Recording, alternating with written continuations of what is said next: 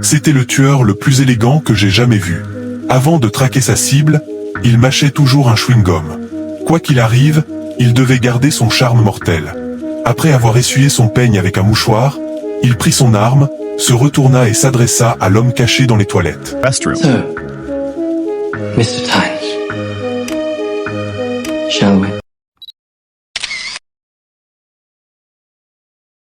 L'homme s'appelait Dodge, et il venait tout juste de rejoindre un jeu de chasse mortelle dans la vraie vie. S'il survivait 24 heures dans la ville, il gagnerait 25 millions de dollars. Mais 5 chasseurs professionnels se cachaient déjà dans la foule, attendant de le tuer. Dodge avait autrefois une vie heureuse.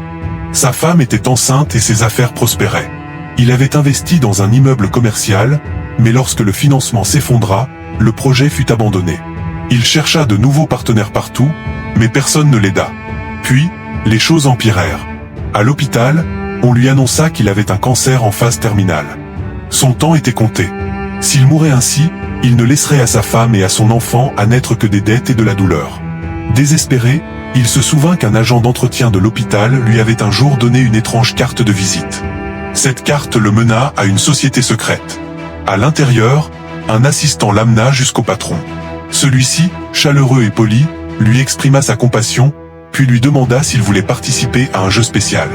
S'il survivait, il recevrait 25 millions de dollars. Intrigué, Dodge demanda quel genre de jeu c'était. Le patron expliqua qu'il n'était qu'un intermédiaire. Des riches, lassés de l'ennui, avaient créé ce jeu mortel.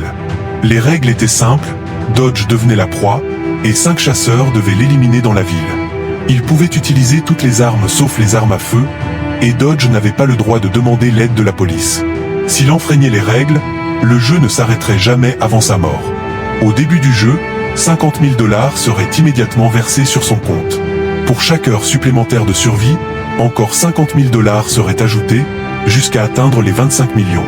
On lui donnerait aussi un téléphone spécial. Celui-ci ne pouvait que montrer son argent et appeler le patron. Mais à chaque ajout d'argent, sa position serait révélée au chasseur pendant 15 secondes. Le patron nota son numéro et lui demanda d'y réfléchir. Sachant qu'il avait peu de temps à vivre, Dodge décida de tout risquer pour sa femme et son enfant. Il fit croire à sa femme que l'immeuble avait enfin été vendu et que sa maladie pouvait être soignée. Le lendemain, il retrouva secrètement le patron dans un restaurant. Il remit tous ses effets personnels, gardant seulement ses médicaments contre la douleur. Le patron lui donna le téléphone spécial. Quand Dodge le consulta, les premiers 50 000 dollars étaient déjà arrivés. Le patron l'avertit que les chasseurs étaient déjà dissimulés dans le restaurant. S'il voulait survivre, il devait fuir vite. À 18h45, le jeu commença officiellement. Dodge se précipita hors du restaurant. Chaque inconnu pouvait être un chasseur. Il monta dans un bus, mais un homme aux cheveux longs, assis à côté de lui, ouvrit une boîte. Pris de panique, Dodge crut que c'était une arme et força le bus à s'arrêter, mais la boîte contenait seulement des provisions. Terrifié, il descendit et continua de courir. Le patron et son équipe surveillaient tout depuis leur salle de contrôle. Bientôt, une voiture de luxe suivit Dodge. Il s'enfuit, mais un taxi le percuta. Blessé, mais vivant, il se traîna jusqu'à un centre commercial bondé. Il s'assit à un stand de cirage de chaussures, se cachant derrière un journal, mais le vieil homme le chassa parce qu'il portait des baskets. Dodge s'engouffra vite dans un ascenseur avec une mère et son enfant. Juste avant que les portes se ferment, un Britannique en costume les rejoignit. Dodge devint aussitôt méfiant et saisit discrètement un stylo dans le sac de la femme pour se défendre.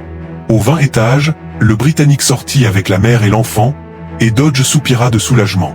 Mais dès qu'il sortit à son tour, l'homme le suivit. C'était bien un des chasseurs. Il sortit une arme étrange de sa manche. Dodge courut désespérément jusqu'au 26 étage, sans issue. Il se cacha dans une cabine des toilettes, retenant sa respiration. Le chasseur britannique posa calmement son arme sur le lavabo, mâcha son chewing-gum, arrangea ses cheveux, puis commença à défoncer chaque cabine une par une. Enfin, il atteignit Dodge. En le voyant trembler de peur, il fut déçu. Il appela même le patron pour se plaindre que le jeu était trop facile. Mais pendant qu'il parlait, Dodge s'échappa. La chasse continua. Les heures passèrent, et le compte de Dodge grossissait à mesure qu'il survivait. Mais les chasseurs ne renonçaient jamais. Une fois, il fut capturé par un barbu qui le menaça dans le centre commercial et faillit le tuer. Une autre fois, il s'échappa par une église, où le prêtre était en réalité un autre chasseur. Le prêtre verrouilla toutes les sorties et l'attaqua avec un marteau. Dodge se battit de toutes ses forces, coinça la main du prêtre dans la porte de l'église, puis s'échappa, blessé et en sang. Dodge tenta d'appeler le patron pour abandonner, mais celui-ci lui rappela qu'une fois lancé, le jeu ne pouvait s'arrêter. La seule issue était de survivre jusqu'au lever du soleil. Ses blessures s'aggravant, Dodge se cacha dans le coffre d'une voiture, mais il comprit vite que quitter la ville était interdit. Sinon, le jeu ne finirait jamais. Il fit demi-tour, continuant sa fuite.